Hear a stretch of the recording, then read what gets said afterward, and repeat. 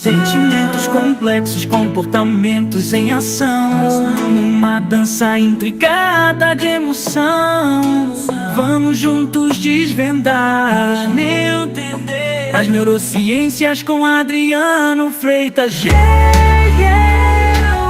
Você está ouvindo mais um episódio do podcast sobre neurociências, produzido em parceria com o Programa de Extensão Sustenta a Vida da Universidade Federal Fluminense. Eu sou o Adriano Freitas, pós-graduado em Neurociência Cognitiva, especialista em transtornos neurocognitivos e demências, neuropsicologia clínica e neurociência clínica. No episódio de hoje, eu falo sobre atividades para o envelhecimento. Na escola da vida, aprendemos a cada dia.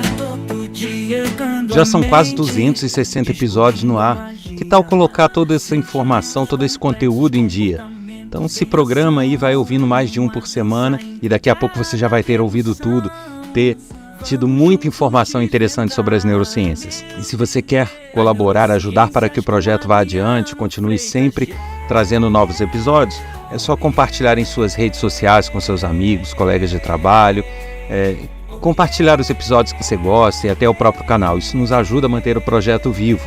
E para colaborar enviando sugestões, críticas, dúvidas, elogios, é só fazer isso através do e-mail podcast@sustenta-vida.com ou mensagem de WhatsApp para o número 22 99 222 1003. Você também pode curtir nossas redes sociais, neurociência.af, TikTok, Instagram, Facebook e Quora. Só no YouTube que é um pouquinho diferente, neurociência-af.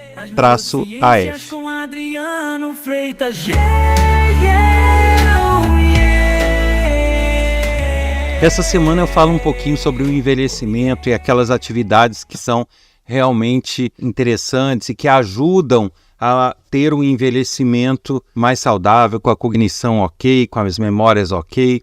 Então, para isso, a gente precisa entender o que ocorre nessa ocasião. Não adianta a gente ficar escondendo, né? Envelhecer é um processo natural e que todos passarão por ele.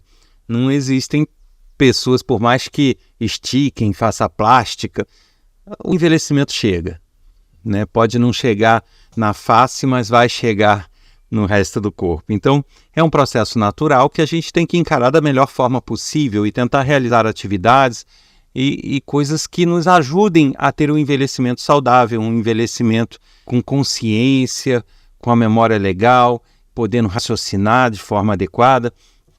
Então, para isso, existem algumas dicas, né? Não existe, como eu sempre falo, fórmula mágica para nada, mas existem dicas que as pessoas podem se dedicar, podem trabalhar no seu dia a dia e, com isso, ter um envelhecimento mais saudável, né? É importante notar que nesse processo de envelhecimento é natural que a pessoa vá aos poucos perdendo certas habilidades. Que ela não perca a habilidade por inteiro, mas ela vai perdendo eficiência em algumas coisas. E dentre essas coisas estão a memória começa a falhar, ou começa a ficar um pouco mais difícil lembrar de algumas coisas, ou ter aquela memória de quando jovem, né, que consegue guardar tudo e resgatar tudo a qualquer momento. Então isso tudo vai se tornando um pouco menos eficiente. Da mesma forma, o próprio raciocínio lógico e as tomadas de decisão, elas se tornam mais lentas. Não que a pessoa não consiga mais raciocinar, não consiga mais tomar decisões, não é isso. Mas a eficiência tende a ir caindo com a idade. A pessoa, ela amadurece, ela ganha eficiência até uma certa idade, ali 33, 34 anos, e depois de um pico de eficiência, ela começa a declinar, ela começa a cair essa eficiência novamente. E isso é a natureza, é o processo natural de envelhecimento. E quando eu falo em perder performance, significa não necessariamente que a pessoa não vai conseguir, que a pessoa vai sentir dificuldade, não é bem isso, mas a eficiência diminui. Então, ao invés de você conseguir pensar sobre várias coisas ali simultaneamente, tomar decisões muito rápidas, você passa a precisar de um tempinho a mais, ter aquele pensamento mais ponderado, mais devagar, e daí tomar suas decisões. Da mesma forma, o raciocínio, né? Para emitir opiniões sobre alguma coisa, para poder, de repente, ver um problema complexo e conseguir entender aquilo tudo, você vai precisar de um pouquinho mais de tempo. E existem algumas atividades que ajudam a manter e a exercitar esse tipo de habilidade. Como eu de vez em quando falo, né, a gente pode comparar mais ou menos quanto à musculatura. Se você tem exercícios que mantêm e fortalecem a musculatura, por mais que com o passar do tempo ou da idade isso tende a ser perdido, mas se você mantém essa rotina, essa perda vai ser muito mais lenta, muito mais devagar, você vai conseguir manter muito mais da sua musculatura. E é mais ou menos parecido. Você tem habilidades, né? Você tem capacidades de memória, de processamento, de decisões, de raciocínio. Isso tende a ser perdido aos poucos. Se você mantém uma rotina de exercícios e de atividades estimulantes que conseguem estimular esse tipo de atividade, você vai continuar tendo perda, né? Nada é irreversível, mas essa perda vai ocorrer de forma mais gradual ainda, mais lenta ainda, e em alguns casos até quase imperceptível. A pessoa vai ter uma perda muito pequena, ou seja, vai ter uma qualidade de vida ótima, vai conseguir lidar com essa época da vida de uma forma muito tranquila e muito agradável. Para isso, a gente precisa atentar para alguns detalhes e desfazer alguns mitos, né? O primeiro deles, eu ouço muito falar, porque palavras cruzadas é muito bom, joguinhos, né, de caça-palavras, essas coisas, estimula. Aí ficam as pessoas só falando disso como se isso fosse a solução. Ah, não, eu compro lá caça-palavras ou vejo na internet o que for e faço caça-palavras o dia inteiro. Mais ou menos, né, gente? Toda atividade intelectual, toda atividade que exige algum raciocínio lógico, que exige o pensamento lógico, ela vai ter um nível de estimulação. Né? Ela não vai ser, não, essa atividade não presta, não é isso. Porém, a gente tem que atentar para alguns pontos. O primeiro deles é que o nosso cérebro, né, o nosso encéfalo, ele é múltiplo. Ele não trabalha só com uma habilidade, só com uma região.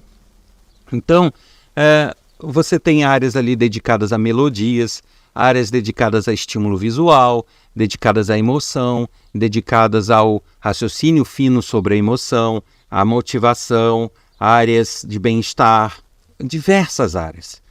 Então, se você foca e faz somente um tipo de atividade, o que vai acontecer é que você vai estimular constantemente certas áreas e só elas. Você não vai estimular o cérebro como um todo. Percebe? E a necessidade de quem está envelhecendo é tentar manter a estimulação do maior número de regiões e de áreas do cérebro possíveis. Para isso, os estímulos precisam ser variados.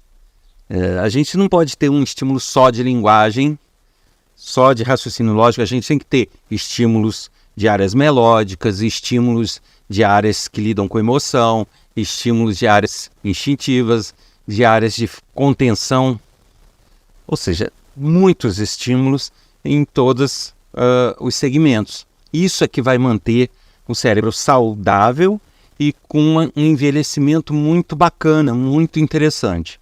Então, o que a gente precisa saber, né? A primeira situação, nunca focar e realizar somente um tipo de atividade. Isso é o básico. Então, ficar na palavra cruzada só o tempo todo vai ajudar? Vai. Mas vai ajudar em todos os segmentos, em tudo que a gente precisa estimular? Não. Algumas áreas vão ficar desassistidas ou pouco assistidas com esse tipo de atividade, tá? Então, a gente precisa ter em mente que um conjunto de atividades é interessante. A palavra cruzada, ok, porque estimula a palavra cruzada e aí caça-palavras e tal, que vai estimular áreas de linguagem, algum tipo de área visual e algum tipo de raciocínio lógico. Perfeito. Mas a gente precisa também ter atividades de manipulação geométrica. Então, por exemplo, pequenos quebra-cabeças e atividades de montar que sejam de encaixe de peças, né? Tipo, tem uns que são para montar um cubo com um monte de pecinhas, outro que são para montar uma estrela, né? Esse tipo de atividade é bastante bacana, porque ele permite uma estimulação visoespacial, uma estimulação motora. Quanto menor, mais estimulação motor, porque a pessoa precisa ter mais cuidados motores finos. Outra coisa, o convívio social, ele é muito importante, né? Então, não adianta a pessoa ficar o dia inteiro também fazendo atividades e se isolar do mundo. O ideal é que a pessoa tenha algum convívio. Se ela não consegue ter um convívio com pessoas mais novas, com outras pessoas da família por causa da vida atribulada, então isso acontece muito, né? A pessoa não ter aquele convívio com muita intensidade ou com muita quantidade de tempo. Qual é a alternativa? Recorrer a clubes, aqueles centros de atividade da terceira idade. É um ótimo trabalho. Por quê? Lá, em muitos deles, se faz atividades como artesanato, atividades motoras, muito bacanas em termos de estimulação. E lá também você pode, além do convívio social, que é importante para a liberação de serotonina e de outros neurotransmissores, você também pode, a partir dessa interação social, gerar atividades em grupo. Então, desafios, jogos de tabuleiro, jogos de cartas. Gente, isso é uma estimulação fantástica.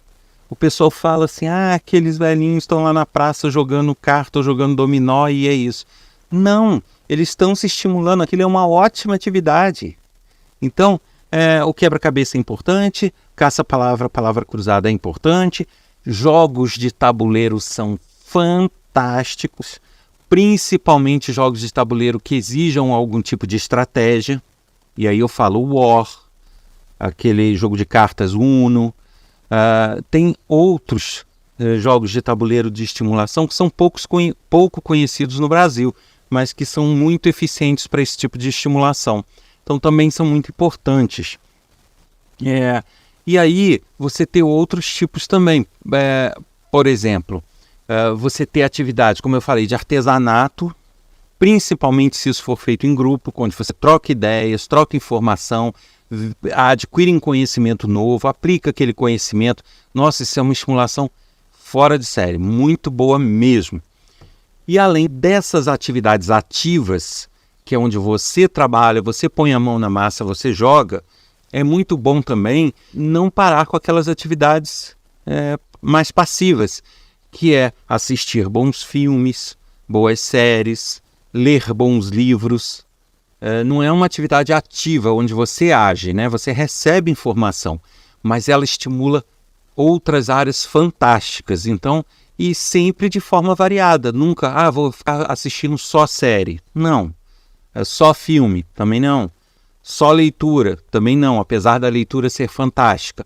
Mas varia, né? Uma semana está lendo livro, outra semana está maratonando série, outra semana está jogando jogo de tabuleiro, ou então, toda quinta-feira eu vou jogar jogo de tabuleiro com meus amigos, e na sexta eu vou ver filme, e na quarta, sabe? Manter essa rotina de atividades, essa rotina ativa, vai com certeza ajudar muito na estimulação e na manutenção de um cérebro saudável. Isso sem contar a liberação de endorfinas e outras substâncias que são feitos através do exercício físico. Isso também é muito importante para a manutenção da saúde do cérebro. Só que deixando claro que, em especial, as atividades que devem ser estimuladas são as atividades aeróbicas. Então, você buscar fazer musculação e tal, é importante para o corpo manter, mas a que vai dar maior resultados são caminhadas, corridas bem pequenas, bem leves, dependendo da idade, né?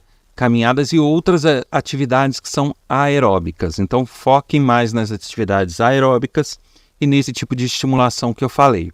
Eu tenho feito alguns estudos nesse sentido de estimulação neurocognitiva, né? Estimulação do cérebro, principalmente em pessoas que têm algum tipo de transtorno e também em pessoas da terceira idade e pessoas que já têm algum tipo de demência. E a partir desses estudos eu estou gerando alguns projetos e selecionando alguns tipos de jogos e atividades em que eu tenho feito através de impressão 3D, de uma forma meio artesanal ainda, mas que quem visitar lá meu site, www.adrianofreitas.com, já vai ver alguns tipos de atividade, alguns tipos de jogos ali disponíveis e que ou podem usar como ideia ou de repente envia mensagem, a gente tenta viabilizar o envio, mas são atividades que são planejadas para isso, né? Porque, como eu falo, não adianta você sair fazendo diversas atividades. Toda atividade que você fizer, por pior que seja, vai gerar algum tipo de estímulo. Só que, claro, quanto mais eficaz for essa atividade, melhor o estímulo.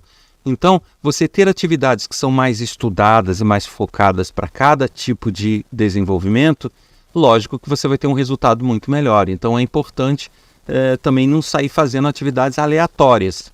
Se você puder estudar e ter acesso a atividades mais direcionadas, mais estudadas, lógico que a eficácia vai ser muito melhor. Então é importante isso. A gente pode envelhecer, a gente vai envelhecer, é o destino de todos, mas está nas nossas mãos decidir entre um envelhecer sofrido, isolado, sem atividades, realmente perdendo as nossas habilidades com o passar do tempo, ou tentar exercitar nossa cabeça, exercitar nosso raciocínio, nossa memória, manter atividades sempre presentes, algum tipo de jogo, convívio social.